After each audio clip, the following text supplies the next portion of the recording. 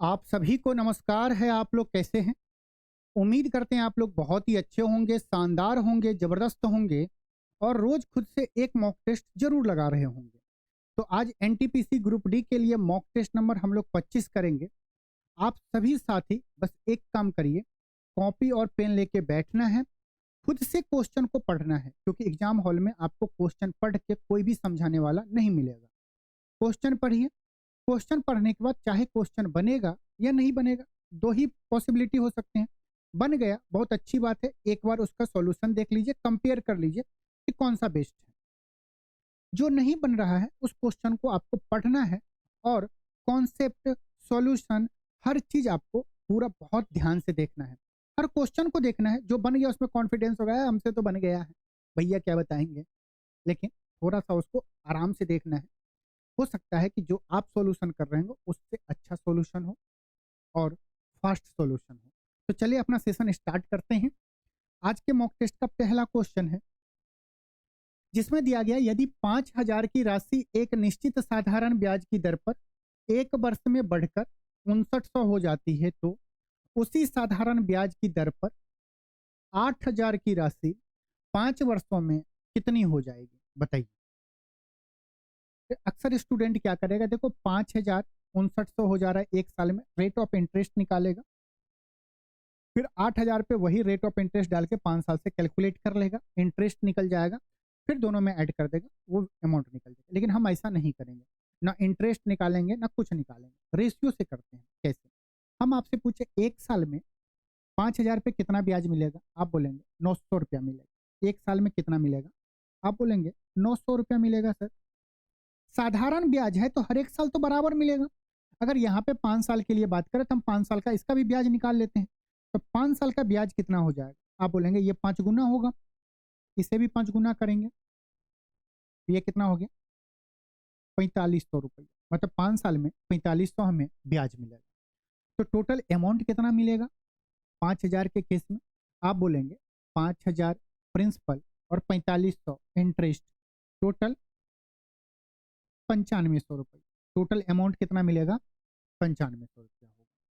और जब हम टाइम, रेट तो दोनों जगह पे सेम ही है, टाइम को इक्वल कर दिए तो साधारण ब्याज में जो प्रिंसिपल है, प्रिंसिपल कितना दिया गया 5,000, और हमें निकालना किसका है 8,000 का। जो प्रिंसिपल का रेशियो होगा वही रेशियो अमाउंट का होगा। ये हो गया 5:8।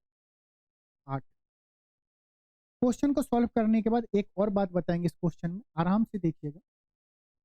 अमाउंट कितना हो जाएगा, 5 से 8 हो जाएगा, 5:8 में हो जाएगा। 5 साल में 5,000 पे कितना अमाउंट हो जा रहा है, 9,500।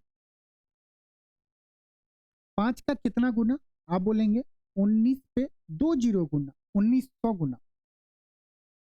तो ये भी कितना गुना होगा, 1,900 गुना। 19 अट्ठा 152 पे 2 जीरो, 152 पे क्या होगा, 2 जीरो हो जाएगा। तो हमारा 8 साल, 8,000 पे 5 साल में कितना अमाउंट हो जाएगा, 15,200।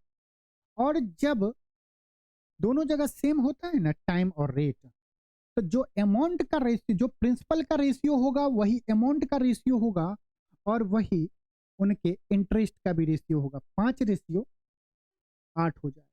अगर हमसे बस इंटरेस्ट पूछता तो हम बोलते कि 5 साल में कितना हो रहा है, 4,500 रुपया।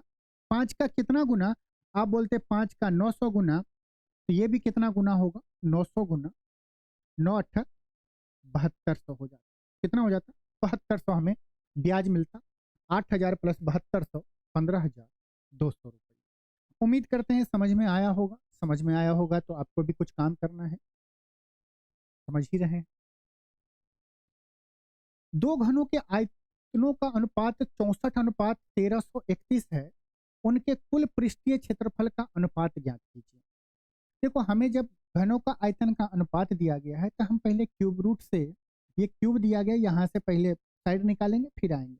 डिटेल बता रहे हैं, बहुत आसान है आंसर, लेकिन आपको एक बार रिवाइज हो जाना चाहिए कि अगर क्यूब के साइड का रेशियो दिया हो, किस रेशियो में दिया है, मान लेते हैं साइड जो होगा वो ए रेशियो बी में होगा, तो वॉल्यूम जो होगा वो क्या होगा, A cube ratio B cube, side का क्यूब कर देंगे।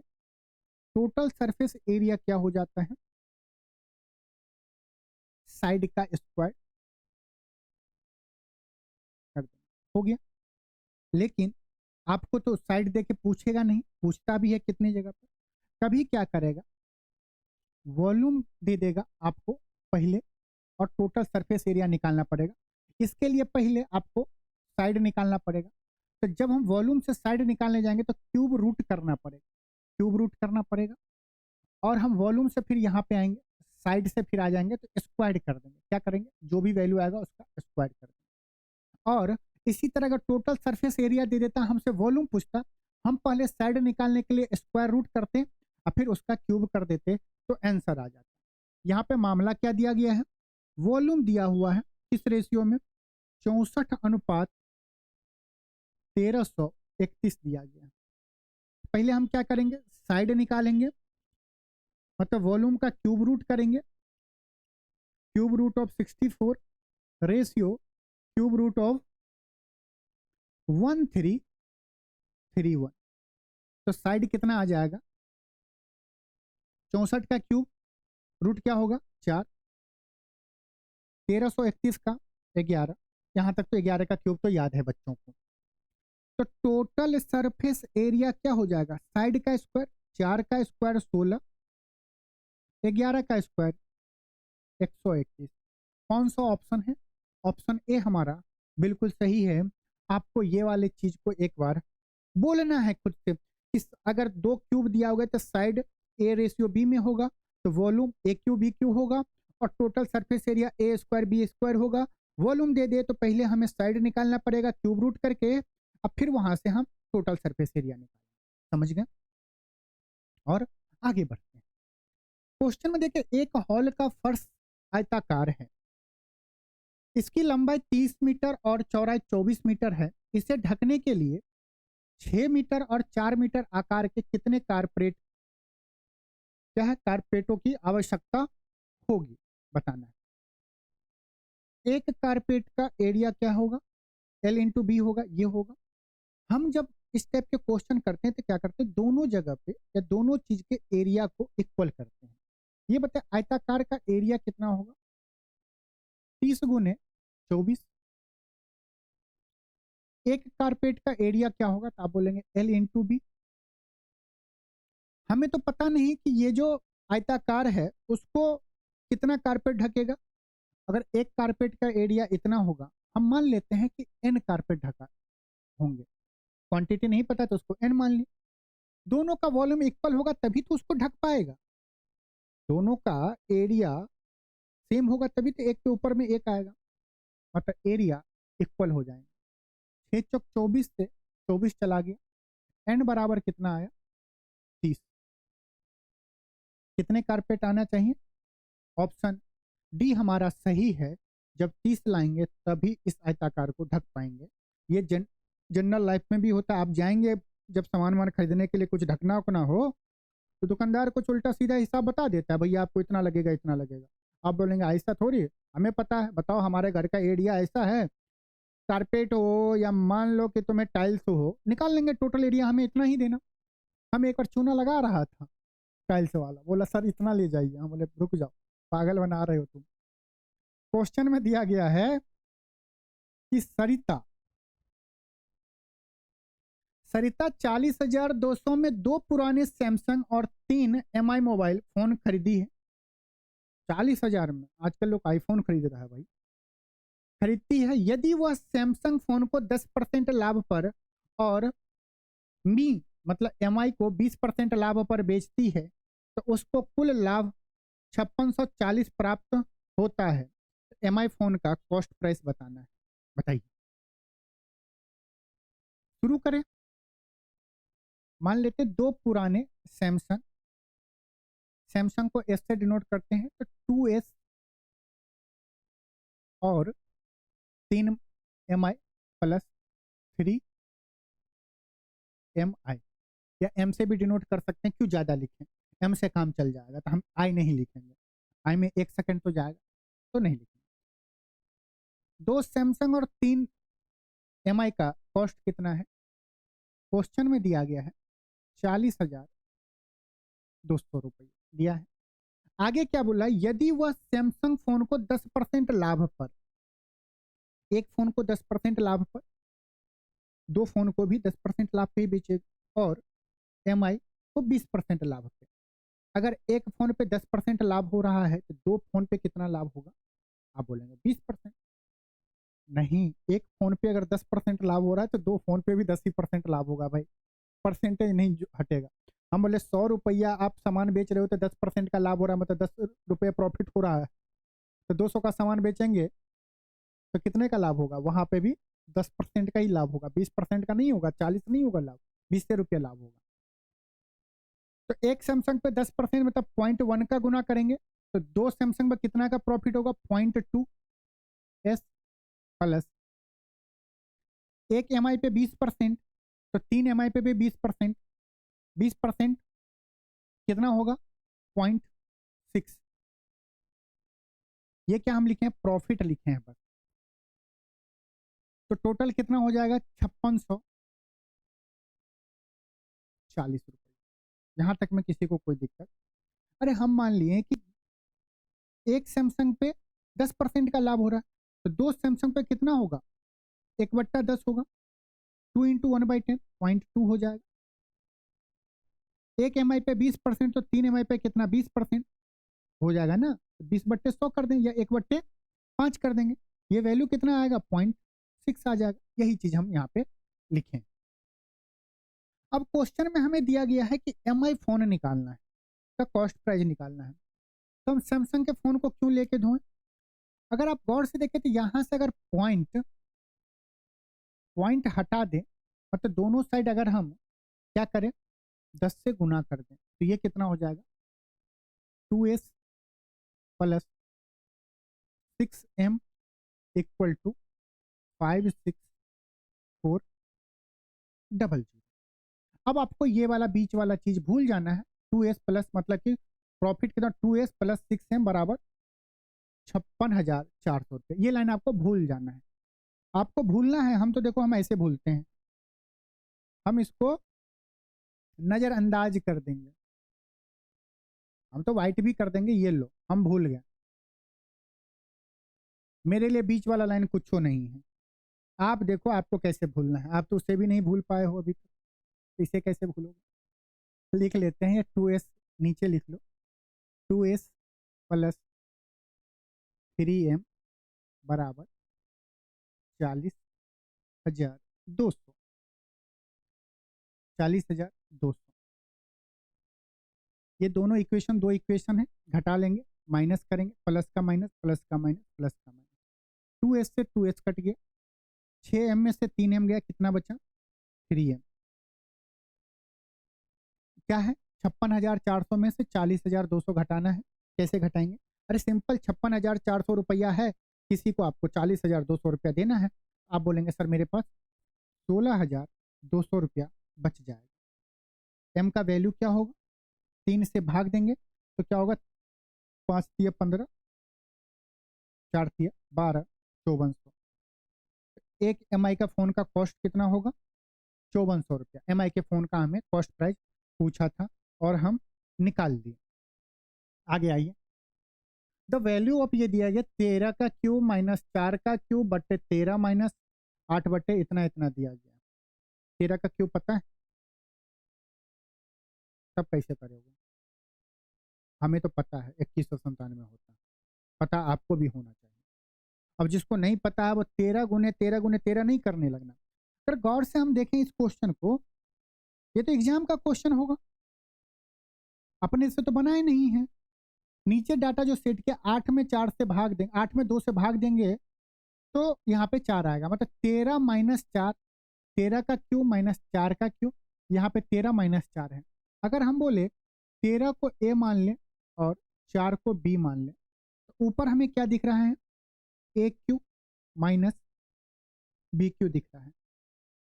नीचे में क्या दिख रहा है? 13 की जगह पे ए, 8 में 2 से भाग देंगे तो 4, तो मतलब ए माइनस बी। फॉर्मूला तो समझ में आ रहा है कि ए क्यू माइनस बी क्यू है, तो एक तो ए माइनस बी नीचे से कटेगा। ए क्यू माइनस बी क्यू का फॉर्मूला क्या होता है? आपको जितने भी फॉर्मूला याद है उसका एक और फॉर्मूला हम बता रहे हैं। ए माइनस, वही फॉर्मूले को दूसरे तरीके से लिखना है, ए माइनस बी इंटू ए माइनस बी का होल स्क्वायर प्लस 3ab। हम कुछ नहीं किए, दोनों में से ए माइनस बी कॉमन ले लिए बस, बट्टा, या आप इसे खोल देंगे तो वही आएगा, A square plus B square plus A भी आता है और कुछ नहीं आता। नीचे क्या होगा? ए माइनस बी होगा। हम देख रहे हैं ए माइनस बी से ए माइनस बी कट गया, मतलब इस टोटल को सॉल्व करेंगे तो क्या आएगा? ए माइनस बी का स्क्वायर प्लस 3ab आएगा। आएगा कि नहीं आएगा? ए हम 13 को माने थे और बी हम किसको माने थे? 4 को, तो 13 में से 4 जाएगा तो 9, तो 9 का स्क्वायर कितना होगा? 81 प्लस लिखेंगे 3 इंटू ए इंटू बी। ए क्या है? 13 है। बी क्या है? 4 है। 13 चौक 52, 52 3 नहीं याद है? 52 को 50 प्लस 2 करो गुना 3 करो, 50 का 3 गुना मतलब 5 का 3 गुना करो 15, 150, 2 का 3 गुना 6, तो 156। ये टोटल को सॉल्व किए हैं, इस टोटल को सॉल्व किए हैं तो हमें कितना आया? इतना आया। डिवाइड बाय 8, 8 से भाग दे देंगे, माइनस नछा 1 54, 54 और 2 56, माइनस 56 आया।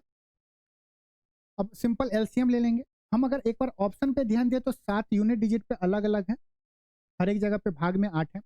अगर हम बोले जब हम इस दोनों को जोड़ेंगे तो यूनिट डिजिट पे क्या आएगा, तो आप बोलेंगे 7 आएगा। जब इसमें गुना करेंगे तो 8 6 48, यूनिट डिजिट पे 8 आएगा। ये माइनस में है, ये क्या है? प्लस में है। घटेगा तो क्या आएगा? माइनस का 1 आएगा। आएगा ना? यूनिट डिजिट पे क्या आएगा? 1 आएगा। मानते हैं कि नहीं मानते? अगर साइन को भी आप नहीं लिखेंगे, 8 में से एक जाएगा तो माइनस का 1 आएगा कि नहीं आएगा? यूनिट डिजिट क्या होगा? 1 होगा। हो गया आंसर। अब कोई बोलेगा सर इतना हमें कैलकुलेशन बताइए ना, लो बताते हैं। इसमें इससे गुना करेंगे 156 और इतना के 8 5 13, 237 होगा, डिवाइड बाय यहाँ पे 8 माइनस 56 में 8 से गुना करेंगे, नहीं याद है? 56 को 50 प्लस 6 करो, 8 पंचे 40, 8 छक 48, 400 प्लस 48 4 4 8 होगा। सॉल्व करेंगे तो कितना आएगा? 400 में से 200 गया, 200 बचेगा, 38 में से 37 गया 11, डिवाइड बाय 8, ये माइनस का आएगा, तो माइनस 211/8 हमारा सही आंसर। चलिए नेक्स्ट क्वेश्चन पे चलिए, क्वेश्चन पढ़िए। दिया गया किसी वस्तु को अंकित मूल्य के 9% मूल्य पर बेचने पर 7% की हानि होती है। उस वस्तु को अंकित मूल्य पर बेचने पर कितने प्रतिशत का लाभ होगा? ये देखो, दिया गया किसी वस्तु को अंकित मूल्य के 90% मूल्य पर बेचना। 90% मतलब कि कितना परसेंट का डिस्काउंट? 10% का डिस्काउंट देगा तभी तो 90% पे बेचेगा। तो कॉस्ट प्राइस और मार्क प्राइस के बीच में एक बहुत ही खूबसूरत रिलेशन होता है। कॉस्ट प्राइस और मार्क प्राइस का रेशियो क्या होगा? 100 माइनस डिस्काउंट परसेंटेज होता है, और 100 यहाँ पे हानि हो रहा था, हम यहाँ पे भी क्या करेंगे? माइनस लॉस लिख देंगे। प्रॉफिट होता तो प्लस लिखते हैं। 100 माइनस डिस्काउंट, डिस्काउंट 10 का होता है तो कितना हो गया? 90%, या 90 लिखो। रेशियो, ये भी रेशियो में है, 100 माइनस 7 93, यही हो गया। अंक वो बोला उस वस्तु को अंकित मूल्य पर बेचने पर कितने प्रतिशत का लाभ होगा? कॉस्ट प्राइस ये है, अंकित मूल्य कितना है? 93 है। कितना ज्यादा है? 3 ज्यादा है। किस पे? 90 पे। 100% से गुना कर देंगे। अगर हम काटे तो ये 3 से 3 गया, 1/3 आएगा। 1/3 का फ्रैक्शन मान कितना होता है, तो आप बोलेंगे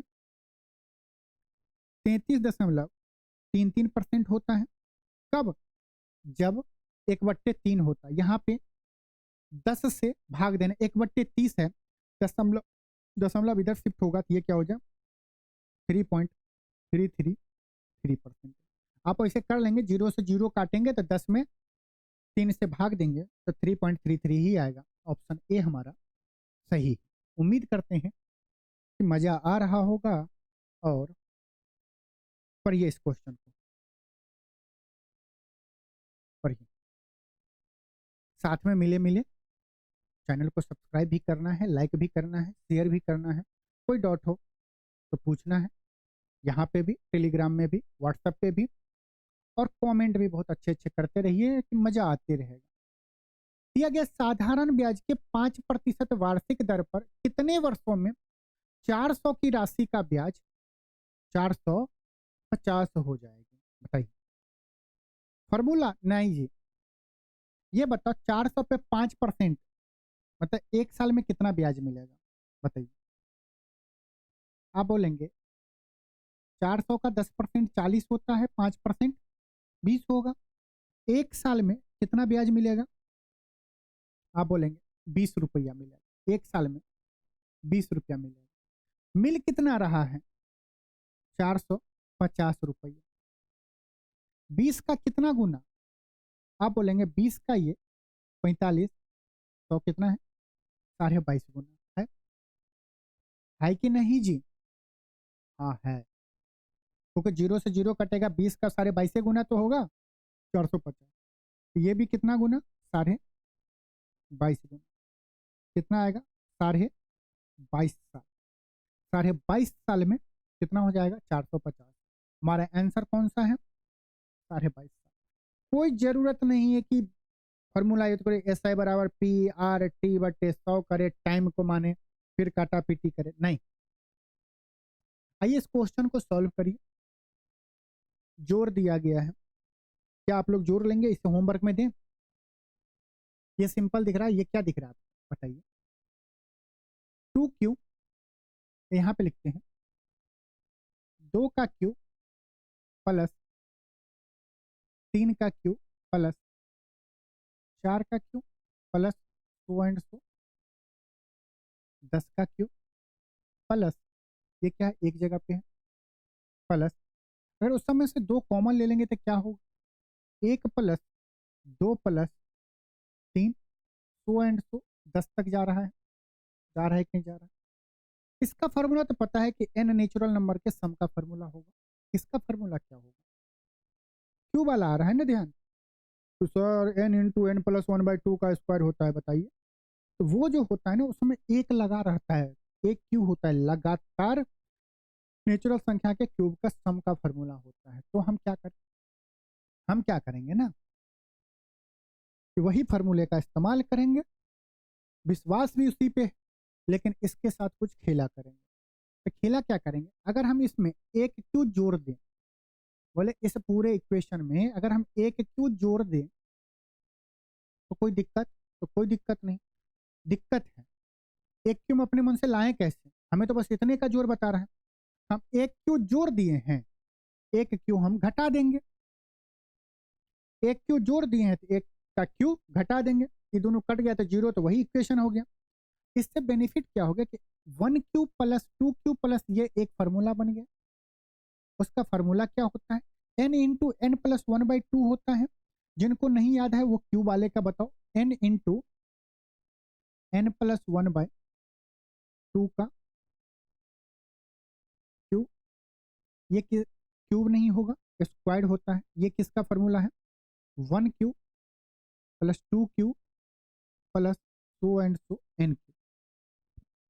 अगर 1 प्लस 2 प्लस 3 n होगा, इसका फार्मूला क्या होता है? n into N plus 1 divide by 2 होता है। होता है कि नहीं होता है? आप बोलेंगे बिल्कुल सर होता है। हम क्या करते हैं, n, इसके जगह पे फार्मूला क्या होगा? n into N plus 1 divide by 2 का square plus 2 into n into लिख दे रहे हैं क्योंकि याद होगा, जितनी बार आप लिखेंगे ना उतनी बार आपको याद रहता है, -1 का होगा। आप बोलेंगे बिल्कुल सर होगा। n के जगह पे क्या है, 10 है। कॉमन मान ले सकते हैं, लेकिन क्यों कॉमन लेंगे? मान लीजिए यहाँ पे 10 होता, वहां पे 12 होता तो दिक्कत हो जाता। देखने में n लिखे हैं, लेकिन दोनों जगह n अलग अलग, यहाँ पे होता 11 का क्यू तक होता, यहाँ पे 10 ही होता, तो नहीं ले सकते हैं। n के जगह पे यहाँ क्या है, 10, तो 10 इंटू 11 अपॉन 2 का स्क्वायर प्लस 2 से तो 2 कट रहा है, n के जगह पे क्या, 10 गुना 11 माइनस 1 का क्यूब 1। सॉल्व करेंगे तो ये हो गया 5, 11 पचे 55, 55 का स्क्वायर क्या होता है, 30 25, कैलकुलेशन में बताए हैं। 110 में से 1 जाएगा, 109 होगा। ये क्या होगा, 3134, 3134। अरे 9 5 14 होगा, 2 1 3, 1 यहाँ पे 3 यहाँ पे, कौन सा आंसर होगा, 3134 हमारा आंसर है। आपको ऐसे 2 डिजिट 3 डिजिट में बोलते रहना। आप बोलेंगे ना 3134 या 3134, कितना टाइम लगेगा, 3134, 3134 72। हम जो अभी बोले स्क्वायर तो 30 25 बोले, 3025 नहीं बोले। देखो क्वेश्चन ने 2 संख्याओं का लघुत्तम समावर्तक दिया है और उन संख्याओं का अनुपात 1:7 दिया है। तो संख्याओं का योग ज्ञात कीजिए, मतलब 7 और 1 का बताना है। 7 + 1 8 यूनिट का वैल्यू बताना है, क्या होगा या संख्याओं का योग। हम देखेंगे तो देखेंगे 8 से कौन सा होगा, ऑप्शन से कर सकते हैं, बहुत आसान है। आपको 2 ऑप्शन दिखेगा, कॉमन सेंस लगाएंगे तो डी आ जाता है, क्योंकि 7 यूनिट, 7 का ये जो करेंगे तो एलसीएम का 7 यूनिट का वैल्यू दिया, 7 यूनिट से तो ज्यादा आएगा, 721 से तो ज्यादा आएगा, तो डी होगा। फिर करते हैं कैसे करें। देखो 2 संख्याओं का अनुपात दिया गया, तो मान लेते वो संख्या क्या होगा, 1x 7x। ये 2 संख्या है, इसका एलसीएम लेंगे तो क्या होगा, 7x वैल्यू कितना दिया गया है, 721 दिया है कि नहीं दिया है।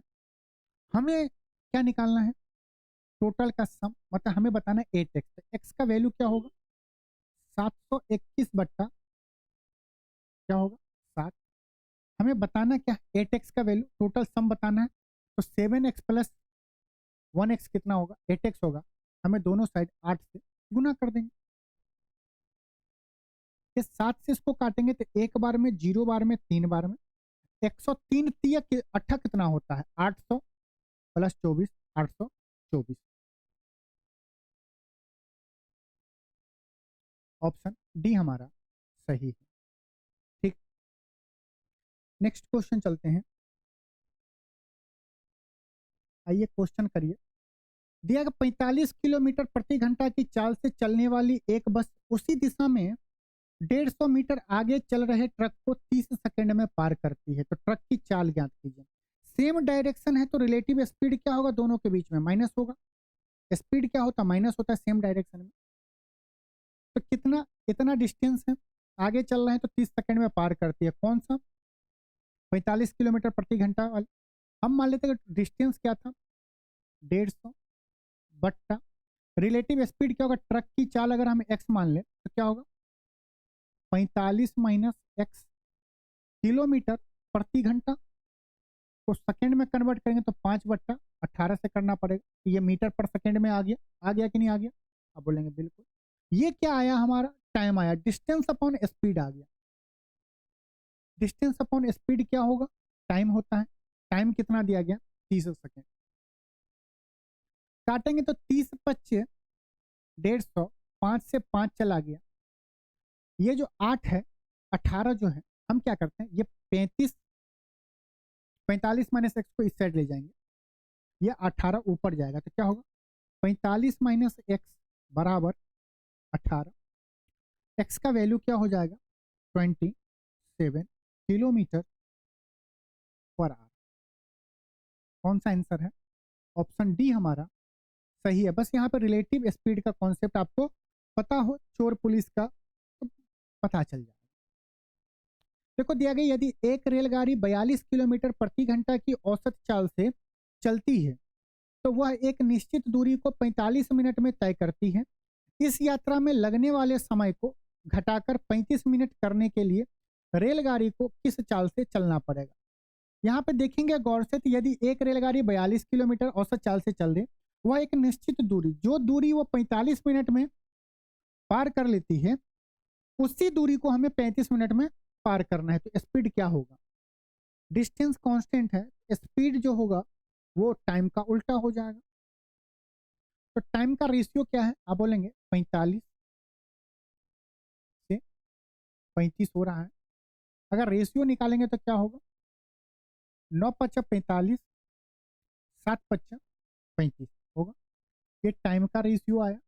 तो स्पीड का रेशियो क्या होगा? टाइम का उल्टा 7 रेशियो 9 हो जाएगा। अरे दोनों जगह पे डिस्टेंस तो सेम ही है ना। निश्चित दूरी तय करा, पहले 45 मिनट में 42 किलोमीटर के स्पीड से, अब बोला उसी दूरी को अगर 35 मिनट में क्रॉस करना है तो स्पीड क्या होना चाहिए? स्पीड पहले कितना था? 42 किलोमीटर प्रति घंटा। 7 का कितना गुना? 6 गुना। तो टाइम अगर घटाएंगे तो स्पीड कितना हो जाएगा? ये भी 6 गुना हो जाएगा, 54 किलोमीटर प्रति घंटा होगा। 54 किलोमीटर प्रति घंटा। कौन सा ऑप्शन है? हमारा डी सही है। अगर आप इस क्वेश्चन को लॉजिकली करना चाहेंगे तो इतना आपको रेशियो उसमें भी लिख के टाइम नहीं लगाना चाहिए। देखो हमें स्पीड बताना है। पहले स्पीड कितना था? 42 किलोमीटर प्रति घंटा था कि नहीं था? लिख देते किलोमीटर प्रति घंटा। अब देखो वही डिस्टेंस को क्रॉस करना है, उसी डिस्टेंस को ट्रेवल करना, तो पहले जो लगता था टाइम 45 मिनट, अब लग रहा है 35 मिनट। तो डिस्टेंस को अगर हमें वही क्रॉस करना पड़ेगा तो हमें क्या करना है? 42 किलोमीटर से तो स्पीड बढ़ाना पड़ेगा ना, क्योंकि टाइम को कम कर रहे हैं तो स्पीड बढ़ेगा। मानते हैं कि नहीं मानते हैं? अब बताओ आंसर जो आएगा वो 42 किलोमीटर से ज्यादा आएगा। टाइम का उल्टा स्पीड होता है, हम उससे कर सकते हैं। हम आपको क्या 42 किलोमीटर से ज्यादा आंसर आएगा स्पीड, तभी तो 35 मिनट में करेंगे। बोलेंगे बिल्कुल। अब बताओ हमें यहाँ पे कुछ चीज गुना और कुछ चीज भाग करना है, वो चीज दिया गया 45 और 35। तो हमें इसका वैल्यू बढ़ाने के लिए 42 से ज्यादा वैल्यू है, इसके लिए हमें नीचे तो छोटी वाली संख्याओं से भाग देना पड़ेगा, छोटी वाली संख्याओं से भाग देना पड़ेगा, और ऊपर बड़ी वाली संख्याओं से गुना करेंगे तभी आएगा ना आंसर। अगर हमें इस पूरा का वैल्यू ज्यादा चाहिए तो 42 में छोटी वाली संख्याओं से भाग देंगे, बड़ी वाली संख्याओं से गुना करेंगे। 45 और 35 में कौन सी वैल्यू छोटी है? 35। बड़ी कौन सी है? 45। काटेंगे। 7 पच 35, 7 छक 42, 9 पच 45, न छाए कि 54 किलोमीटर प्रति घंटा। हमें ये पता है कि टाइम का उल्टा क्या होता है? स्पीड होता है, उल्टा करके कर लेते हैं, लेकिन कैलकुलेशन देखें कि इस टाइम को घटा रहे हैं तो स्पीड बढ़ेगा, इससे ज्यादा आना चाहिए, और 42 से ज्यादा आने के लिए हमें यही 45 और 35 का यूज करना पड़ेगा। तो छोटी वाली वैल्यू से भाग देंगे और बड़ी वाली वैल्यू से गुना करेंगे तभी तो आएगा। अगर हम यहीं पे 42 में 45 से भाग दे देंगे तो वैल्यू छोटी हो जाएगी, उसमें 35 से करेंगे तो 42 से भी छोटी आ जाएगी किलोमीटर प्रति घंटा। तो एक लाइन में आप कर सकते हैं। देखो माना कि समुच्चय सेट दिया गया है 1 2 2 3 3 ऐसे करके, तो हमें बताना 4 इंटू माध्य, 2 इंटू बहुलक माइनस 8 इंटू माध्य का बताना है, 2 into mean plus 2 into mod minus 8 into median बताना है। सबसे पहले हम निकालते हैं मीडियन, निकालते हैं। मीडियन क्या होगा? क्योंकि ये ऑलरेडी असेंडिंग ऑर्डर में लिखा हुआ है तो आपको परेशान नहीं होना है कि असेंडिंग ऑर्डर में लिखना है। काउंट करना है 1 2 3 4 5 6 7 8 9 10। कितने हैं? 10 हैं। मीडियन निकालने के 10 का आधा करिए, इवन है तो 10 का आधा करिए तो 5। तो मीडियन क्या होगा? फिफ्थ टर्म, फिफ्थ का अगला सिक्स टर्म, इस दोनों का एवरेज। फिफ्थ टर्म क्या है? 1 2 3 4 5, पांचवा टर्म 3 है, छठा भी 3 है, तो 3 और 3 6 बट्टा 2, ये कितना आएगा? 3 आएगा। मीडियन हमारा कितना आया? 3 आया। हमसे बहुलक पूछ रहा है, मोड। मोड क्या होंगे? ये पूरे के पूरे सेट में कौन सा ऐसा डिजिट है, कौन ऐसा नंबर है जो सबसे ज्यादा बार रिपीट किया है। अब देखें, एक एक बार, दो दो बार, तीन तीन बार, चार चार बार, मतलब कि सबसे ज्यादा बार रिपीट ये किया। हो गया। अब हमें निकालना है क्या? माध्य, एवरेज, जिसे हम मीन बोलते हैं। मीन क्या होगा? एवरेज निकालना है, सबको जोड़ना है, डिवाइड बाय 10 से करना है क्योंकि टोटल 10 है। हम कैसे, अब जोड़िए सबको। आपको अगर जोड़ना हो, देखिए, चार जगह पे चार है तो चार चौक 16, दो जगह पे दो है तो दो दूना चार, 16 चार 20, 21, और तीन तिया 9, 21 और 9 30, तो 30 बट्टा 10 कितना आएगा? 3। आ गया हमारा मीडियन आया 3, मोड आया 4, मीन कितना आया? 3 आया। अब ये जो फॉर्मूला दिया गया इसमें रख देंगे, क्या होगा? 4 इंटू मीन कितना है? 3, प्लस 2 इंटू बहुलक मोड कितना है? 4, माइनस 8 इंटू मीडियन कितना है? 3 है। 4 तिया 12, 4 दूनी 8, 12 8 20, माइनस ये 3 है ना। मीन कितना, मीडियन कितना आया? 3 आया। 8 3 24, 20 में से 24 जाएगा तो क्या आएगा? माइनस का 4। कौन सा आंसर होगा? ऑप्शन ए हमारा बिल्कुल सही होगा। इस क्वेश्चन से आपको मीडियन भी रिवाइज हो गया होगा, मोड भी हो गया होगा और मीन भी हो गया होगा। 3 चीज आपको हो गया होगा रिवीजन। क्वेश्चन में दिया गया है कि वृत्त के एक त्रिज्या खंड की त्रिज्या 8 सेंटीमीटर और इसका केंद्रीय कोण 125 डिग्री है, तो इसकी परिधि की लगभग माप ज्ञात कीजिए। क्वेश्चन समझ में आया? डायग्राम बनाया जाए एक बार समझने के लिए। तो डायग्राम में देखिए इस टाइप से दिया कि एक सर्कल है, उसमें त्रिज्या खंड, रेडियस हमें दिया गया, त्रिज्या खंड बता रहा है। जैसे मान ले कि ये एक त्रिज्या खंड है और यहाँ से मान लीजिए मिला देते हैं, मिला दिया, तो हमें इसका पेरीमीटर पूछ रहा है। क्या पूछ रहा है? परिधि पूछ रहा है। इसका हमें परिधि पूछ रहा है। हमें दिया क्या क्या हुआ है, तो दिया जो हुआ है उसे लिखते हैं। रेडियस सेंटर से ये कितना हो गया? 8 सेंटीमीटर, ये भी 8 सेंटीमीटर, और इसके बीच का कोण दिया गया है कितना? 125 डिग्री। तो हमें इस सेक्टर का पेरीमीटर बताना। क्या होगा पेरीमीटर? देखो, बाउंड्री को हमें ऐड कर टोटल जोड़ते हैं, ये होगा, ये वाला बाउंड्री 18 सेंटीमीटर, 18 सेंटीमीटर, और साथ में हमारा ये वाला बाउंड्री, इसको जोड़ेंगे। किसको? इसको जोड़ेंगे। यही इसका पेरीमीटर होगा। अब आइए इसको जोड़ते हैं। ये तो पता है ना कि 360 डिग्री, एक सर्कल का पेरीमीटर कितना होता है? आप बोलेंगे 2 पाई आर होता है। कब होता है? जब 360 डिग्री का कोण बनाया जाता है। अभी कोण कितना बनाया जा रहा है? 125 डिग्री। तो कितना हो जाएगा? आप बोलेंगे 125 डिग्री बट्टा 360 डिग्री इंटू 2 पाई आर, यही होगा। अरे हमें पता है सेक्टर का पेरीमीटर आप निकाल सकते हो, थीटा बटे 360 डिग्री इंटू 2 पाई आर। जिनको याद है वेल एंड गुड, जिनको नहीं याद है क्या वो इस क्वेश्चन को छोड़ देगा? नहीं छोड़ेगा, उसको निकालने आना चाहिए। तो हम क्या निकाले? 125 डिग्री का पेरीमीटर, मतलब इसका पेरीमीटर जो हम इस लाइन से, लाइट वाले लाइन से इसको ड्रॉ कर रहे हैं, इसका रेडियस, इसका परिधि कितना आएगा? इतना आएगा 125 डिग्री बटे 360 इंटू 2 पाई आर आएगा। और ये दोनों कितना? 18 और 18 36। जब हम इसे सॉल्व करेंगे तो आइए सॉल्व करते हैं। 18 और 18 36 हो जाएगा, प्लस ये दोनों को जोड़ लिए, ये वाला का हम निकालेंगे लेंथ कितना है, कितना हो जाएगा? 125 बट्टा 360 डिग्री इंटू 2 इंटू 22 बट्टा 7 इंटू आर कितना है? 18 है। अगर काटे तो 18 दूनी 36, ये 20 हो गया। ये 20 को इसमें से ये 2 ले लेगा, इसमें से 2 ले लेगा तो यहाँ पे 11 बचेगा। 2 दूना 4, 20 को काटेगा 5 बार में। ये 5 125 को काटेगा कितनी बार में? 25 बार में। काटेगा कि नहीं काटेगा? 25 गुने 11, 5 2 7 1 2 हो जाएगा 250। आप गुना तो करना आता ना 11 से, नहीं तो हम क्या करते, 20 प्लस 5 लिखते, गुने 11 करते, तो 220 प्लस 55 275। ये कितना हो जाएगा पेरीमीटर निकालना? 36 प्लस 275 अपॉन 7 हो जाएगा।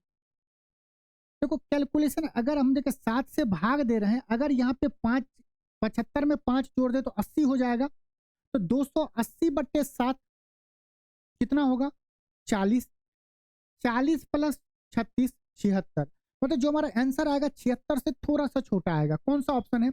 एक ही है, 76 से थोड़ा छोटा आएगा। करना चाहेंगे एग्जैक्ट कैलकुलेशन तो 7 से जब आप इसमें भाग देंगे तो क्या होगा? 7 चौका 28 होता है, 7 से 3 बार में जाएगा, 7 तिया 21, यहाँ पे 6 बचेगा, यहाँ पे क्या बचेगा? 5, तो 65 हो गया। 9 7 63 होता है, 9 से जाएगा, दशमलव बनेगा। 63 हो गया, यहाँ पे क्या बचेगा?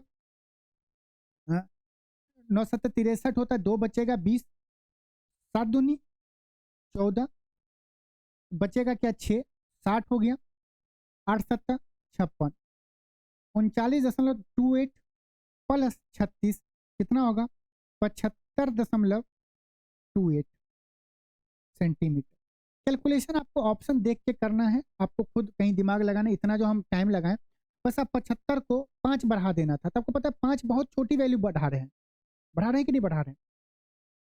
जब छोटी वैल्यू बढ़ा रहे हैं तो जो आंसर होगा उसका थोड़ा सा ही आंसर ऑप्शन क्या होगा? छोटा होना चाहिए, तो हमारा सही हो जाता है।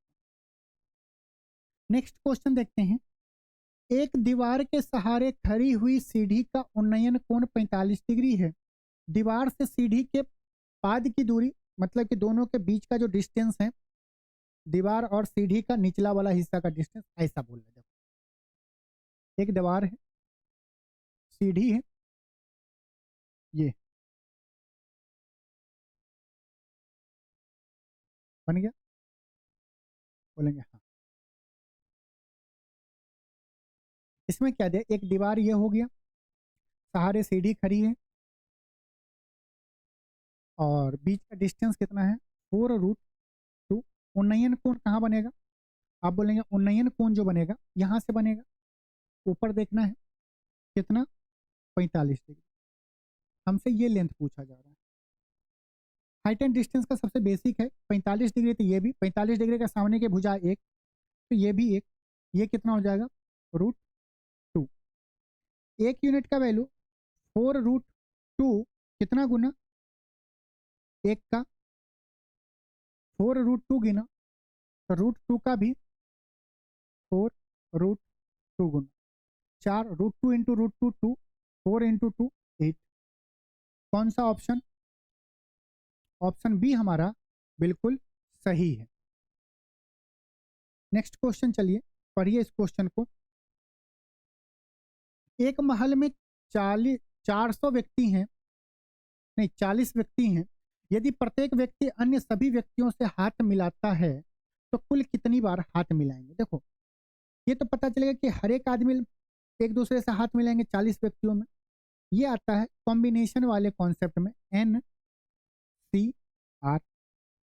इसका फॉर्मूला क्या होता है? Factorial n upon factorial r और इंटू n-r का फैक्टोरियल। n क्या है यहाँ पे? 40 है, 40। एक बार में तो 2 ही इंसान हाथ मिलाएंगे ना, 4 थोड़ी मिलाएंगे। 2, इसको सॉल्व करेंगे, n के जगह पे 40, r के जगह पे 2 सॉल्व करेंगे। लेकिन जब 2 आदमी की बात हो, r के जगह पे 2 हो, तो बहुत आसान है कि आप निकाल सकते हैं कुल कितनी बार हाथ मिलाए जाएंगे। तो सिंपल फार्मूला क्या होगा? n into n-1 divide by 2। Formula तो याद आ गया होगा। n के जगह पे क्या? 40 व्यक्ति, 40 इंटू 40 में से एक करेंगे 39 डिवाइड बाय 2, 40 में 2 से भाग देंगे 20, 29 का डबल 39 का डबल 78, कितना होगा 780 बार। ये फॉर्मूला यहीं से आया, तो ज़्यादा नहीं होना, आप कभी क्लास को सर्च करके देखेंगे तो ये फार्मूला कैसे आया पता है, लेकिन R इक्वल टू जब 2 होता है तो डायरेक्ट ये फार्मूला बहुत स्टूडेंट को ध्यान में रहता है, तो आप डायरेक्ट क्वेश्चन कर सकते हैं। आइए इस क्वेश्चन को करते हैं। यदि A, B और C अकेले एक काम को क्रमशः 15 दिन, 20 दिन और 25 दिन में पूरा कर सकते हैं तो वे एक साथ कार्य करके उसी कार्य को कितने दिनों में पूरा करेंगे। आसान क्वेश्चन है, तीनों का दिन दिया गया है। आप क्या करेंगे, टोटल काम मानेंगे, फिर इफिशियंसी निकालेंगे, फिर तीनों को जोड़ के भाग दे देंगे, आंसर आ जाएगा। वाह! अगर लास्ट मॉक टेस्ट, आज जो मॉक टेस्ट है इससे 1 या 2 मॉक टेस्ट का पहला या चौथा क्वेश्चन होगा, उसमें हम इसके बहुत अच्छे क्वेश्चन कॉन्सेप्ट होते हैं। जब दिन बताना है तो दिन से दिने निकाले ना, और आसान है, हमें तो तीनों का सम ही बताना है। हम अगर आपसे पूछे कि जब A plus A B C इतने दिन में काम कर रहे हैं उसी काम को, तो B और C साथ मिलके उसको कितने दिनों में करेंगे, तो B और C अकेले अकेले कितने दिनों में करें, 20 दिन और 25 दिन, दोनों साथ मिलेंगे तो दोनों को दिन को गुना करेंगे, 20 गुने 25 और 20 प्लस 25 45 हो गया। इसको काटेंगे तो 9 पच्चे 45 पच्चे 25, ये कितना आ गया 100/9। जब B प्लस C साथ में कार्य करेंगे तो 100/9 दिनों में काम कंप्लीट होगा। और एक कितने दिनों में कार्य कर रहा है, 15 दिनों में, 15 दिनों। हमसे पूछा गया है कि A plus B plus C तीनों मिलके ये टोटल काम कितने दिनों में कंप्लीट करेंगे। B प्लस C 100/9, A 15 दिन में, तो दोनों साथ मिलके काम करेंगे, मतलब B प्लस C और A कितने दिनों में होंगे, दोनों का दिन गुना करते हैं, 100/9 गुना 15 डिवाइड बाय 100/9 प्लस 15। इसको बस सॉल्व ही करना है। अगर हम इसे सॉल्व करना चाहें तो ऊपर में क्या है 100 इंटू 15 कैलकुलेशन बताने के लिए, नीचे में क्या आएगा 15 नंबर 135, 135 प्लस 100 235। ये 9 से ये 9 तो कट जाएगा जब हम ले लेंगे एलसीएम। तो अब देखो यहाँ पे 5 है, यहाँ पे भी 5 है, मतलब 5 से कटेगा, 5 दिया 15, 5 से काटेंगे तो 5 चौक 20 और 7 पच्चे 35, 100 गुने 3 300 बट्टा 47। जब तीनों आदमी कार्य करेगा तो कितने दिनों में कंप्लीट होगा, 300/47 दिन में। कैलकुलेशन आप पे डिपेंड करता है, मिस्टेक कहीं नहीं हुआ है क्योंकि 300/47 आ गया है। फिर वहां से एलसीएम 15 25 20 25 का एलसीएम लीजिएगा, फिर एफिशिएंसी निकालिएगा। नहीं मेरे भाई, नहीं करेंगे ऐसा। देखो ये सिंपल क्वेश्चन है कि ए और बी का रेशियो दिया है, बी सी का रेशियो दिया है, हमें ए बी और सी का रेशियो बताना है। देखो जो रेशियो ए बी का बी सी का यहाँ पे है वही रेशियो ऑप्शन में भी होगा। चेक करेंगे तो 7:9 इसमें भी है, इसमें भी है, इसमें भी है, डी में नहीं है। बी और सी का रेशियो क्या है, एक ये लिखा गया है A ratio B ratio C में। बी सी का रेशियो क्या है, 1:2, इसमें नहीं है। ये देखेंगे 9 और 108 में 12 से काटेंगे तो 1:12 है, ये इसमें नहीं है। एक ही ऑप्शन सही है, तो ऑप्शन के मेथड से भी आप कर सकते हैं। बाकी आप ए बी बी सी यहाँ पे बी को इक्वेट कर देंगे तो ए बी सी का रेशियो आप निकाल सकते हैं।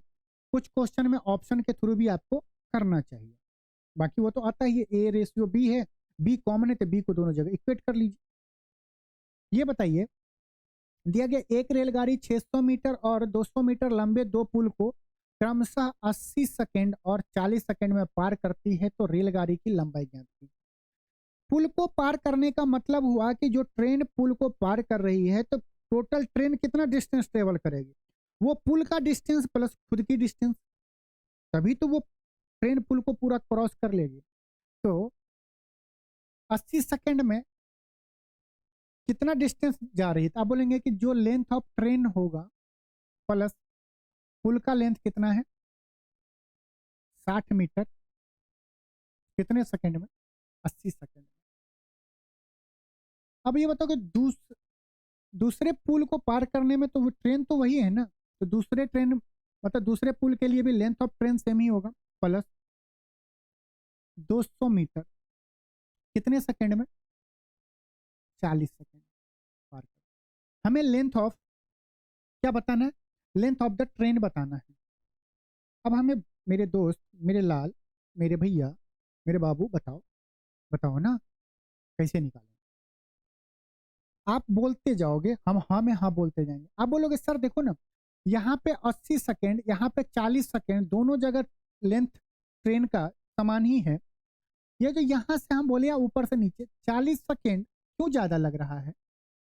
आप बोलोगे सर लेंथ ऑफ ट्रेन तो दोनों जगह पे सेम ही। अच्छा सर देखो ना, 200 मीटर यहाँ पे 600 मीटर, मतलब क्या कि 400 मीटर ट्रेन ज्यादा डिस्टेंस ट्रेवल कर रही है, इसीलिए उसको 40 सेकंड ज्यादा लग रहा है। तो ये बताओ ना, हम ये बोल सकते हैं कि 400 मीटर ट्रेन जो है वो 40 सेकंड में क्रॉस कर रही है। 400 जो मीटर लेंथ होगा उसको ट्रेन को चलने में कितना टाइम लगेगा, 40 सेकंड। बोलो सर देखो ना, यहाँ पे 40 सेकंड में 200 मीटर जा रहा है, तो 200 मीटर कहाँ जाएगा।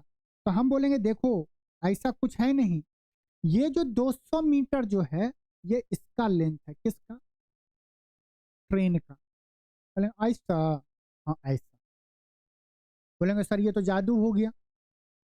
बोलेंगे नहीं, ये बताओ 40 सेकंड में 200, 400 मीटर, 80 सेकंड में कितना मीटर, गुना दो। 80 सेकंड में कितना मीटर, आप बोलेंगे 800 मीटर। सर 80 सेकंड में 600 मीटर प्लस ट्रेन का लेंथ, इतना डिस्टेंस ट्रेवल किया जा रहा है। सर 600 मीटर तो यहाँ पे है, 200 मीटर। इसका मतलब आप कहीं से भी निकालेंगे तो लेंथ ऑफ ट्रेन कितना आएगा, 200 मीटर ही आएगा। पढ़िए इस क्वेश्चन को। राहुल ने 25% की छूट पर एक स्वेटर खरीदा और 200 की बचत की। छूट दिए जाने से पहले स्वेटर की कॉस्ट बताइए, बताइए क्या होगा आंसर।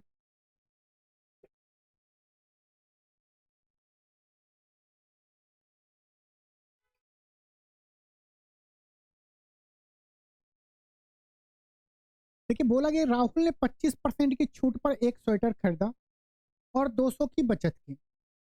इसका मतलब क्या हुआ कि 25% का अगर डिस्काउंट नहीं मिलता तो उसको 200 रुपये तो छूट नहीं मिलता। इसका मतलब 25% का वैल्यू कितना बता रहा है, 200। कॉस्ट प्राइस कब, जब 100 मानेंगे। 25% का कितना गुना, 4 गुना। 200 का भी 4 गुना, 800। अरे सिंपल, तुम भी जाते होगे, अब किसी मॉल में गए, तुम्हारी गर्लफ्रेंड वहीं पे है, मॉल में काम कर रही है, अरे होगी कहीं मिल गई होगी। वो बोलेगी देखो यार हम तुम्हें डिस्काउंट दिलवा देंगे इस शॉप से, लेकिन तुम्हें पार्टी देना पड़ेगा। इसका मतलब अगर कॉस्ट प्राइस 100% में दिलाती, जितना प्राइस होता, मान लेते वो प्राइस एक्स में, एक्स प्राइस होगा, उसकी गर्लफ्रेंड बोलेगी पार्टी देना पड़ेगा तो तुम्हें कुछ डिस्काउंट दिलवा देंगे। लेकिन 25% का डिस्काउंट मतलब तुम्हें वो शर्ट जो पहले तुम्हें जिस रुपया में मिल रहा था मिला, अगर तुम मुझे पार्टी देते हो तो तुम्हें वो 75% में ही मिलेगा। मतलब जितना पहले देते थे उससे तुम्हें 200 रुपया बचेगा।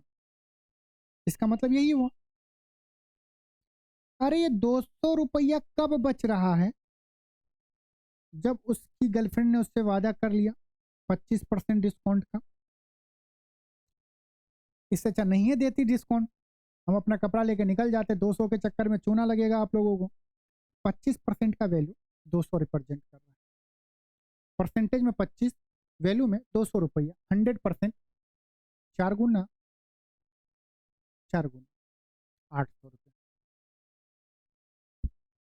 निम्नलिखित में से कौन सी अभाज्य संख्या है, बताओ। अभाज्य संख्या का डेफिनेशन पता होगा तो क्वेश्चन बन जाएगा। अभाज्य संख्या क्या होती है? ऐसी संख्या जिसे हम भाग दें तो सिर्फ 1 और अपने आप से कटे, बाकी दुनिया में कोई उसे नहीं काट सकता। एक यूनिवर्सल बॉस और एक खुद अपने आप। आपको भी इसी तरह बनना है। तो दुनिया में, जिंदगी में किसी से मतलब नहीं रखना है, एक ऊपर वाले से और खुद पे भरोसा करिए, बाकी ये सब मोह माया है। कुछ दिनों बाद उसने भी लिखे, वो भी लिखेगी आपको। हाँ, सब माया है। ये देखो 81, देखो ये क्या है, 9 का स्क्वायर है, तो ये तो पक्का है कि ये 81 जो है 1 से भी कटेगा, 9 से भी कटेगा और 81 से भी कटेगा। एक संख्या अगर बीच में बहुत सारे होंगे, लेकिन ये तो हो नहीं सकता। 21 भी नहीं होगा, 121 भी नहीं होगा। ये क्या 11 का क्यूब है? ये भी नहीं होगा, क्योंकि 1 से कटेगा, 11 से कटेगा, 121 से कटेगा, 1331 से भी कटेगा। एक ही ये जो संख्या है ये किसी से नहीं कटेगा। जब 3 है जो दो संख्या, दो डिजिट, 2 से ज्यादा से कट रहा है, तो एक ही बचेगा। आप इसको चेक कर सकते हैं। अभाज्य में बता दिया कि आप याद कैसे करेंगे। जितने भी अभाज्य संख्या होगा 6 के +-1 के फॉर्म में होता है। जितने भी अभाज्य संख्या होंगे वो इस फॉर्म में होगा। इसका मतलब हम ये नहीं बोले हैं कि जितने भी संख्या को आप इस फॉर्म में लिखेंगे वो सब अभाज्य संख्या होगा, ना जी ना। समझ रहे हैं ना बात को? आइए करिए। इसका एलसीएम बताना है। 169 का स्क्वायर रूट 13, 27 का क्यूब रूट 3, 64 का क्यूब रूट 4, 144 का 12। हम क्या करेंगे, देख लेंगे 3 से भाग हो रहा है कि नहीं। एलसीएम वही होता है कि वो छोटी से छोटी संख्या जो दिए गए नंबर से पूरी तरह कट जाए। 3 से देखें, 6 5 11 1 12 कट रहा है, 8 2 10 1 11 ये नहीं कट रहा है, वो भी कट रहा है। 6 4 10 7 18 वो भी कट रहा है। 3 से कट रहा है, 4 से भी सब कट रहे हैं। 13 से देखें तो 156 भी कट रहा है, 312 भी कट रहा है, और 13 से ये भी कट रहा है। 13 3 39 और 13 6 78, तीनों कट रहे हैं। अब कौन सा ऑप्शन होगा? अरे एलसीएम का डिफिनेशन क्या होता है? वह छोटी से छोटी संख्या, वह छोटी से छोटी संख्या एलसीएम होती है जिससे या जिसमें जिसमें दिए गए सारे संख्या से भाग लग जाए। 156 में भी, 312 में भी, 468 में भी भाग लग रहा है सबसे। मतलब 3 और 4 से लगने का मतलब कि 12 से लग रहा है, और 13 से सब में लग रहा है। इन तीनों में छोटी संख्या कौन सी है? 156। तो हमारा आंसर क्या होगा? 156। ये भी नहीं होगा, ये भी नहीं होगा, ये भी नहीं होगा। आप निकाल सकते हैं ना यार। मन नहीं करेगा तो ये बोले सर अगर एलसीएम मान लेते हैं 13 होता, 3 से भाग होना चाहिए। सर नहीं होगा, इसके लिए 3 लिखना पड़ेगा। हम बोलेंगे 4 से भाग होना चाहिए।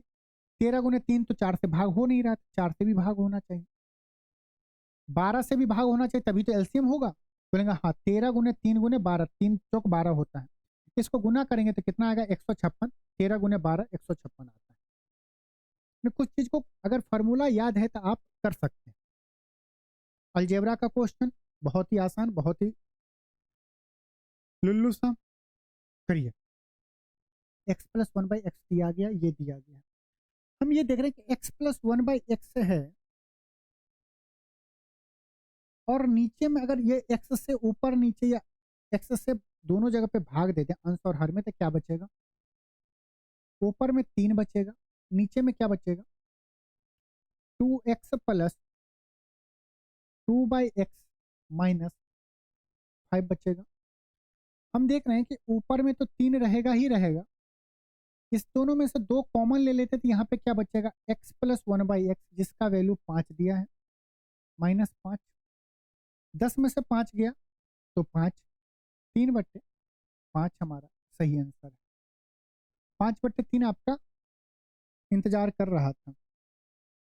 आइए इस क्वेश्चन को करिए। यदि 20,000 की राशि पर 8% वार्षिक दर पर एक निश्चित अवधि में प्राप्त चक्रवृद्धि ब्याज 3328 है तो वर्षों की अवधि ज्ञात कीजिए। क्वेश्चन को बता सकते हैं, बहुत मेथड है। एग्जाम में नंबर लाना है और जल्दी करना है। परसेंटेज जब दिया गया है तो ये बताइए 2 साल, 3 साल, 5 साल, 4 साल, ऑप्शन में दिया गया। 20,000 का अगर हम पूछे, हम निकाल लेना 20,000 का 8% वार्षिक ब्याज से पहले मतलब 20,000 का 8% कितना होगा? आप बोलेंगे 1% 200, 8% कितना होगा? 1600। सीआई में पहले साल कितना मिलेगा इंटरेस्ट? 1600 रुपया। ये हो गया फर्स्ट ईयर। सेकेंड ईयर में कितना इंटरेस्ट मिलेगा? तो बोलेंगे 20,000 का 8% 1600 मिलेगा। हम देख रहे हैं कि यहाँ पे 3328 है, 1600 प्लस 1600 3200 हो गया। अगर 3328 में 3200 घटा रहे हैं तो कितना बच रहा है? 128 बच रहा है। मतलब ये समझ में आ गया कि ये मामला जो है तीसरे साल पे नहीं जाएगा, क्योंकि अगर तीसरे साल में जाए तो 2 साल में हमें तो मिल ही गया 3200, तीसरे साल में जाएंगे तो फिर 1600 मिलेगा पहले। ये नीचे की भी बात करने की, इंटरेस्ट ऑन इंटरेस्ट की बात कर रहे हैं। तो हम ये देख रहे हैं कि सेकेंड साल में ईयर में आएंगे तो हमें क्या मिलेगा? 1600 पे भी इंटरेस्ट मिलेगा। कितने का? 8%। 1% 16, 8% कितना? 128। टोटल को जोड़ेंगे तो कितना मिल रहा है? 3328 मिल रहा है। इसका मतलब हुआ कि हमें 2 साल के बाद चक्रवृद्धि ब्याज 3328 रुपये मिलेगा। आंसर क्यों? प्रिंसिपल इसका फिर वो फार्मूला लगाएंगे, स्क्वायर रूट करेंगे ना जी ना। 3 साल का दिया रहता फिर भी निकालते 1600 1600, यहाँ पे 1600 डाल देते हैं, 8% निकाल लेते, हो जाता है आंसर। कॉस्ट देखो, बहुत सारे ऐसे क्वेश्चन होते हैं जब आप प्रैक्टिस करने लगेंगे ना तो आपको ये पता चल जाएगा कि इस क्वेश्चन को हम किस मेथड से बनाएं। जब आपको एक क्वेश्चन करने के 10 लॉजिक, 5 लॉजिक पता हो, तो 5 लॉजिक, 10 लॉजिक, 15 लॉजिक, 20 लॉजिक, जितने भी आप पता कर सको करो। क्यों टाइम आपको गुजारना? हम लोग है ना बताने के लिए आपको। आपको बहुत सारे सब्जेक्ट पढ़ने रहते हैं, तो परेशान नहीं होना। देखो cos 4 theta minus sine 4 theta power 4 बोल रहे हैं, तो 1 माइनस 2 साइन स्क्वायर थीटा का वैल्यू बताना है। प्रैक्टिस किए रहते तो आप सीधे बोलते कि 2/3 ये है, तो आंसर हमारा 2/3 होता। ज्यादा सोचने की जरूरत नहीं पड़ती, प्रैक्टिस करेंगे तो याद रहेगा। कॉस स्क्वायर थीटा का स्क्वायर कर दे, साइन स्क्वायर थीटा का स्क्वायर कर दे, तो ए स्क्वायर माइनस बी स्क्वायर हो जाएगा। वो क्या होता है? ए माइनस बी इंटू ए प्लस बी। ये क्या होगा? Cos square theta minus sine square theta into into cos square theta plus sign square theta का वैल्यू कितना होगा? 2/3। ये तो बहुत बेसिक है। Cos square theta plus sign square theta 1। ये क्या? Cos square theta minus sine square theta. हमसे दिया गया साइन स्क्वायर थीटा का वैल्यू, मतलब 1 माइनस साइन के फॉर्म में दिया गया। कॉस को साइन में कन्वर्ट करेंगे तो ये हो जाएगा 1 minus sine square theta minus sine square theta equal to 2/3। ये देखिए 1 माइनस 2 साइन स्क्वायर थीटा का वैल्यू क्या हो जाएगा? 2/3 हो गया। बोनस पॉइंट स्टार पे डालो, ये मोहब्बत के नाम आपके लिए। अगर मान लीजिए अगली बार से अगर क्वेश्चन में पूछ ले आपसे कि भैया कॉस में दिया रहे, ये जो रिजल्ट आएगा यहाँ पे साइन को कॉस में कन्वर्ट करना पड़े, तो वो हो जाएगा 2 कॉस स्क्वायर थीटा माइनस 1 बराबर 2/3। हम आपको रटवा नहीं रहे, बस रिलेट कर रहे हैं कि किसी सेट में दे दे ऐसा। अगर आप प्रैक्टिस किए हुए हैं तो आप डायरेक्ट बोल देंगे कि जो इसका वैल्यू होगा वही इसका वैल्यू होगा। मानते हैं कि नहीं मानते हैं? बाकी करना तो आसान है, कर लेंगे। चलिए ये क्वेश्चन बताइए कि समांतर श्रेणी में 2 7 12 ये दिया गया है, तो 10वां पद ज्ञात कीजिए। हम कैसे कह सकते हैं कि ये समांतर श्रेणी में? इसके लिए हमें निकालना पड़ेगा डिफरेंस। 5 का है, 5 का है, आगे भी 5 का होगा, तो 17 हो जाएगा। तो जब एपी में रहता है तो हम कैसे निकालते हैं, जो भी पद निकालना हो, जो भी टर्म निकालना, मान लीजिए हमसे पूछ रहा है टी एन पूछे तो उसका फॉर्मूला क्या होता है, A plus N minus one into D. D common difference है, ए फर्स्ट टर्म है, एन कौन सा टर्म निकाल रहे हैं, तो हमें निकालना है टी टेन निकालना है। मान फर्स्ट टर्म कितना है 2 प्लस एन के जगह पे क्या है 10, 10 माइनस 1। डी क्या है कॉमन डिफरेंस, 7 में से 2 गया 5, 10 में से 1 गया 9, 9 पचा 45, 2 47, 47 मेरा आंसर होगा। ऑप्शन सी हमारा बिल्कुल सही है। आइए इस क्वेश्चन को करते हैं। देखिए 9 सेंटीमीटर 6 सेंट चौड़ाई और 6 सेंटीमीटर ऊंचाई वाले घनाभ है। क्यूबाइड को, इस क्यूबाइड का वॉल्यूम कितना होगा, तो आप बोलेंगे L into B into H 9 into 6 होगा। इसको पिघला के हमें क्यूब बनाना है। क्यूब का वॉल्यूम क्या होना चाहिए, 3 सेंटीमीटर, मतलब कि 3 का क्यूब होना चाहिए। हम बोले जब एक डायग्राम को, एक चीज को दूसरे में कन्वर्ट करवाना है, 2D होगा तो दोनों का एरिया सेम होना चाहिए, और जब 3D में जाएंगे तो दोनों भी डायग्राम का वॉल्यूम सेम होना चाहिए, मतलब इक्वल होना चाहिए। इतना वॉल्यूम होगा गुण इक्वल टू, इतने में हम कन्वर्ट करें, हमें नहीं पता क्योंकि ये वॉल्यूम बड़ा आ रहा है, ये वॉल्यूम तो 27 ही आ रहा है। तो ऐसे कितने क्यूब बन सकते हैं, मान लेते हैं n। ये दोनों वॉल्यूम क्या होंगे, इक्वल होंगे। 3 का क्यूब 27, 9 है, अगर इसमें से हम 3 ले ले तो यहाँ पे 2 बचेगा, क्या होगा 9 तिया 27, n का वैल्यू कितना हो गया 12। तो ऐसे हम क्यूब कितने बना सकते हैं, 12 बना सकते हैं। जब 2D हो तो वॉल्यूम इस टाइप के कंपेयर में हम क्या करते हैं, दोनों का एरिया कंपेयर कर लेते हैं, इक्वेट कर देते हैं। 3D में दोनों के वॉल्यूम को हम इक्वेट कर लेंगे तो हमें क्वांटिटी पता चल जाता है कि कितने क्वांटिटी में हमें निकालना। देखो एक संख्या को 7 से विभाजित करने पर 4 शेष बचता है, उसी संख्या के वर्ग को 7 से विभाजित करने पे कितना बचेगा। हमें बस ये चेक, देखो 7 से 7 कट रहा है, ठीक है भैया, शेषफल कितना बच रहा है 4, उसी संख्या के वर्ग, तो हम क्या करेंगे, इस रिमाइंडर को वर्ग कर देंगे। 4 का स्क्वायर 16, 16 में 7 से भाग देंगे, इससे भाग दे रहे हैं, 7 दूनी 14, कितना बचेगा रिमाइंडर 3 बचेगा। ऑप्शन डी हमारा सही होगा। अगर यहाँ पे बोलता क्यूब करने को, 4 का क्यूब कर देते हैं, कुछ नहीं बोलता, बोलता उसी संख्या को 7 से भाग देने के लिए तो हम रिमाइंडर से, जो रिमाइंडर पहले आया है उसमें 7 से भाग देते हैं। तो तब जब हम ये चेक करते हैं कि ये संख्या से ये संख्या कट रहा है कि नहीं कट रहा है, 99% में कटता ही है, तभी आपसे क्वेश्चन पूछेगा, ना कटेगा तो फिर खेला हो जाएगा। एक गाय को 1000 में बेचने पर जितना लाभ होता है उसे 1010 में बेचने पर उससे 5% अधिक लाभ प्राप्त होता है, तो गाय का कॉस्ट प्राइस बताइए। हर एक स्टूडेंट कर सकता है। मैं चाहता हूं कि हर स्टूडेंट इस क्वेश्चन का जवाब होमवर्क में देगा और कमेंट में बताएगा। ये आपके लिए होमवर्क है।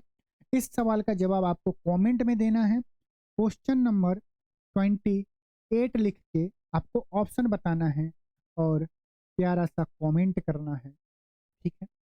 अगले क्वेश्चन पे चलते हैं। एक भिन्न का अंश इसके हर से 5 कम है। देखो जब इस टाइप के क्वेश्चन मिले ना तो आप एक्स वाई से हर एक स्टूडेंट कर लेगा। मानते हैं कि नहीं मानते? आपको कैसे करना है? एक भिन्न का अंश इसके हर से 5 कम है। अंश और हर के बीच का अंतर कितना होना चाहिए? 5 होना चाहिए, तभी तो एक भिन्न का अंश इसके हर से 5 कम है। दोनों का अंतर, इस दोनों का अंतर कितना है? आप बोलेंगे 2 है, अंतर 5 बोला, ये नहीं होगा। इसका अंतर कितना है? 2 है, नहीं होगा। इसका अंतर कितना है? 2 है, नहीं होगा। इसका अंतर 8 5 13, यही आंसर होगा। आप मिला सकते हैं। आगे जो कंडीशन बोल रहा है अंश में से 2 घटाया जाए। हमारा आंसर ये है, 8 में से 2 घटाएंगे तो 6 बचेगा। हर में 2 जोड़ा जाए तो 13 में 2 जोड़ेंगे तो 15 हो जाएगा। तो प्राप्त भिन्न क्या होता है? 2/5 होता है। इसको काटेंगे तो 3 दूनी 6, 5 दिया 15। सेटिस्फाई कर रहा है, हमारा आंसर भी सेटिस्फाई कर रहा है। इस क्वेश्चन में दिया गया है यदि एक समबाहुभुज के बहिष्कोणों और अंतः कोणों का अंतर 60 डिग्री है, जिसमें अंतः कोण का माप ये कंडीशन जिसमें अंतः कोण का माप उसके संगत बहिष्कोण के माप से अधिक है। अंतः कोण का माप, जो इंटरनल एंगल होगा उसका जो मेजरमेंट होगा बहिष्कोण से ज्यादा होगा। मतलब ई माइनस आई कितना दिया गया, 60 दिया गया। इंटरनल प्लस एक्सटर्नल कितना हो जाएगा, 180 डिग्री, क्योंकि एक लाइन है यहाँ पे क्या बन रहा है, इंटरनल एंगल और एक्सटर्नल एंगल। ऐसा बनेगा इसमें डायग्राम, ऐसा कोई कोण बन रहा होगा। ये हो गया इंटरनल, ये हो गया एक्सटर्नल कोण। हम आराम से निकाल सकते हैं। और एक ही वैल्यू, दो संख्या, दो आदमी में 180 रुपया बांटना है, एक को 60 रुपया ज्यादा मिलना चाहिए। 180 में से 60 पहले ही घटा दो तो 120, दोनों आदमी को बराबर बराबर रुपया बांट दो, 60 डिग्री 60 डिग्री। 60 रुपया किसको ज्यादा मिलना चाहिए, जिसमें से घटा रहे हैं, आई को मिलेगा 60 रुपये। आई का वैल्यू 120 डिग्री, ई का वैल्यू 60 डिग्री। ये क्या आया, आई रेशियो ई। आई हम किसको बोल रहे थे, इंटरनल को। ई क्या बोल रहे थे, एक्सटर्नल को। अंतः कोण बाह्य कोण। इंटरनल एंगल कितना है, 120 डिग्री और 60 डिग्री। अगर हम इसका रेशियो ले, क्या रेशियो आएगा, आप बोलेंगे 1:2 आएगा, यही आएगा।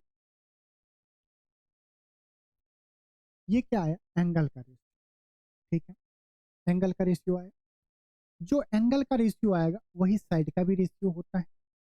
आपको कुछ नहीं करना है, बस एक्सटर्नल एंगल को दो बना, एक्सटर्नल जो साइड है, एंगल और साइड का रेशियो क्या होगा, यही होगा, 2:1 में। तो जो एक्सटर्नल साइड है बस उसको आपको दो बनाना है।